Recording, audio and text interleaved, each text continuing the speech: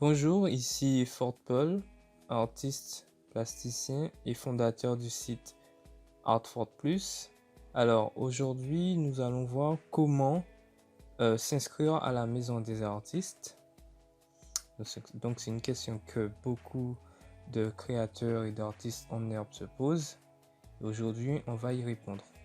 Alors, vous devez savoir qu'on ne dit plus s'inscrire, mais s'affilier à la maison des artistes compte tenu de la nouvelle réforme qui est passée en 2019. À savoir que la maison des artistes ne délivre plus de numéro d'ordre. Et il faut aussi savoir que le rôle de la maison des artistes a changé. Donc ce qui nous intéresse, c'est qu'aujourd'hui, la maison des artistes contrôle le champ d'éligibilité au statut d'artiste-auteur et participe, en tout cas fait le lien entre le CPAM et vous, c'est-à-dire l'affiliation au régime social des artistes-auteurs. C'est eux qui permettent ça. Alors, revenons à l'article. Donc cet article se trouve sur le site artforplus.com. Donc je vous mettrai le lien en dessous. Alors nous allons commencer. Donc il y a différentes étapes à respecter pour pouvoir s'affilier à la maison des artistes. Et la chose la plus importante à savoir est qu'il faut se déclarer à l'URSSAF. Donc vous devez remplir ce qu'on appelle une déclaration de début d'activité. Donc sur le site cfe-ursaf.fr.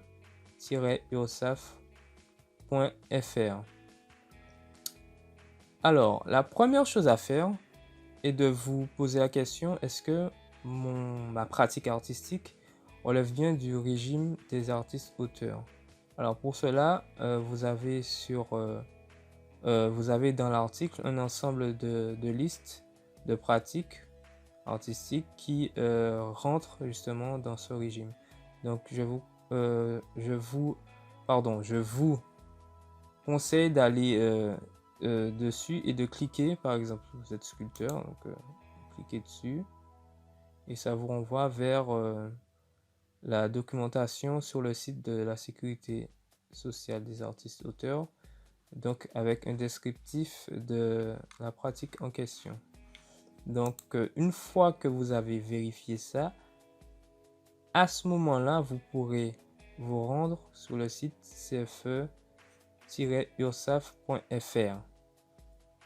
Donc il y aura des documents à prévoir évidemment, comme dans toute démarche administrative, à savoir votre numéro de sécurité sociale, votre numéro SIREN si vous avez déjà exercé une activité non salariée en France, ainsi qu'une copie de la déclaration de patrimoine si vous envisagez l'option IRL.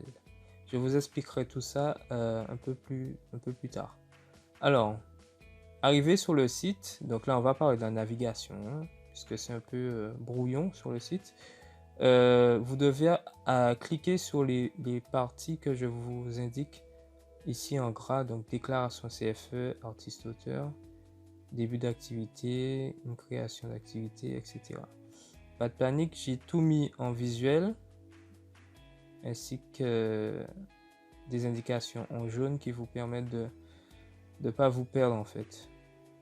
Donc c'est tout ça. C'est assez simple quand on regarde les visuels. Donc il y a une petite page à la fin qui va s'ouvrir, donc une page informative. Donc vous pourrez la lire. Elle vous indique juste que vous avez la possibilité de revenir en fait sur votre démarche. Vous avez oublié quelque chose ou bien que vous avez besoin de temps de réflexion, vous pourrez enregistrer la démarche et revenir dessus après. Et vous avez aussi la possibilité de faire ça via voie postale, mais la voie électronique est plus simple. Je vous conseille évidemment de faire la démarche en ligne, c'est plus rapide. Alors, voilà comment se présente le document. Donc, la déclaration de début d'activité. Ici, c'est assez fourni. Il y a pas mal de choses à remplir, à renseigner. Mais avec cet article-là, vous n'aurez pas trop de difficultés à faire les choses bien et de manière à ce que ça vous avantage. C'est important. Vos choix doivent être judicieux. Alors, première partie, vous allez cliquer sur la petite case, le petit rond, artiste-auteur. Donc, c'est l'intitulé de votre statut. Si vous avez déjà exercé une activité non salariée en France, vous pouvez cliquer sur oui et renseigner les informations demandées. Alors, passons. La déclaration relative à la personne. Donc, c'est assez simple. Vous mettez votre nom, votre prénom, si vous avez un pseudonyme d'artiste aussi, nationalité, né à, etc. Si vous êtes né à l'étranger, vous devrez remplir cette petite partie avec date de naissance, pays, commune. Assez simple, hein? Donc, si une erreur se produit ou si vous avez oublié quelque chose, le site vous l'indique par un cadre rouge. Alors, je vous parlais tout à l'heure de l'entreprise individuelle à responsabilité limitée, IRL. Alors, je ne vais pas trop passer de temps dessus puisque la vidéo sera trop longue, mais en gros, c'est pour les artistes, les personnes qui ont un patrimoine conséquent et qui veulent la préserver. Donc, j'ai mis une petite partie informative que je vous invite à lire une fois que vous serez sur le site même où se trouve l'article. Donc la partie 3. On continue.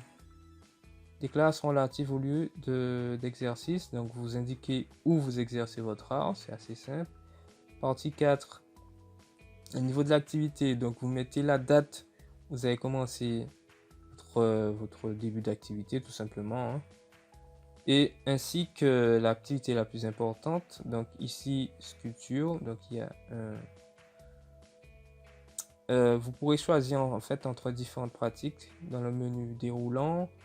Si vous êtes comme moi, artiste plasticien, il y aura une partie à renseigner. Donc vous mettez autre dans ce menu et vous renseignez art plastique. Puisque moi, je fais de la peinture, de la sculpture, de la photo, je fais un peu de tout.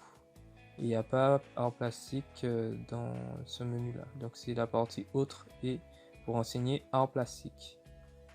Poursuivons. Donc, exercez-vous une activité saisonnière, vous mettez non.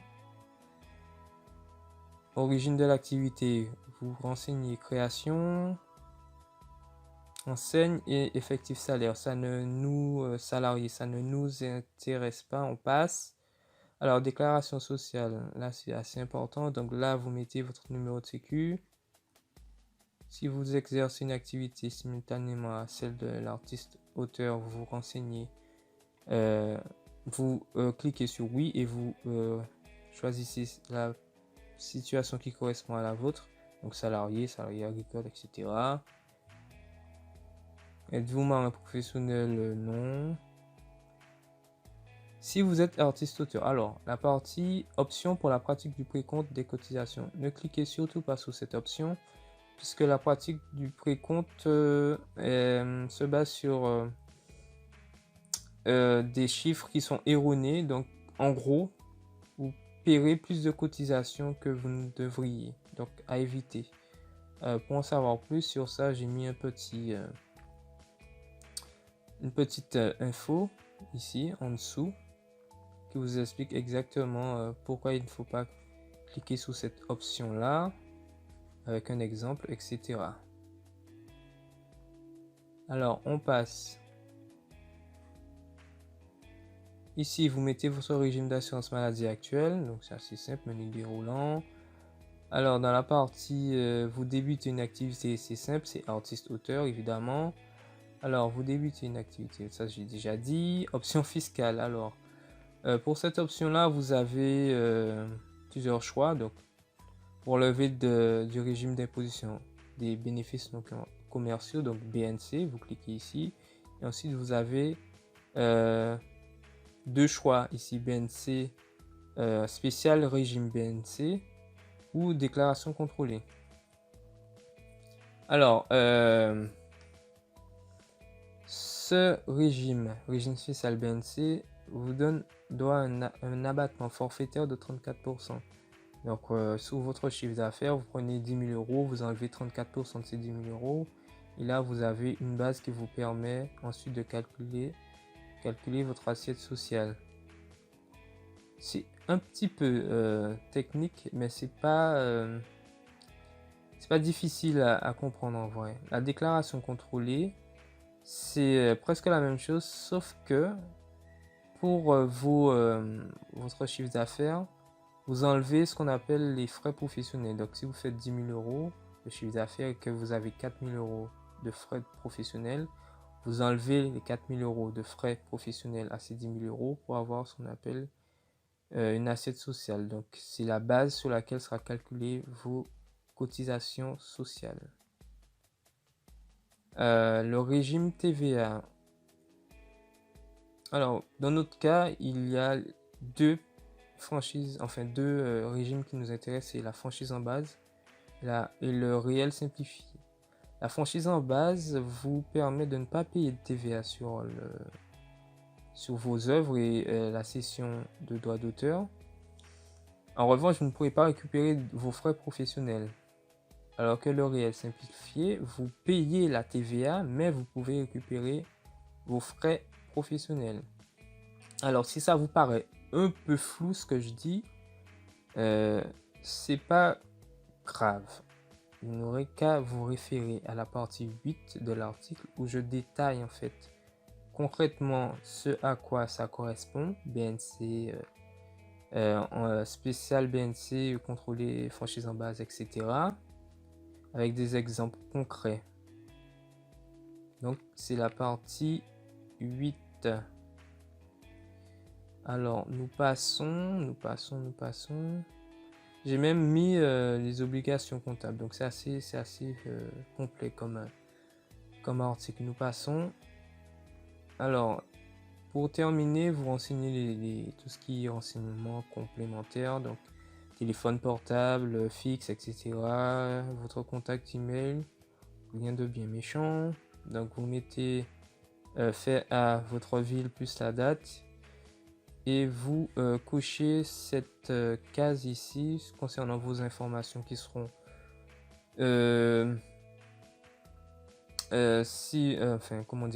concernant les informations de votre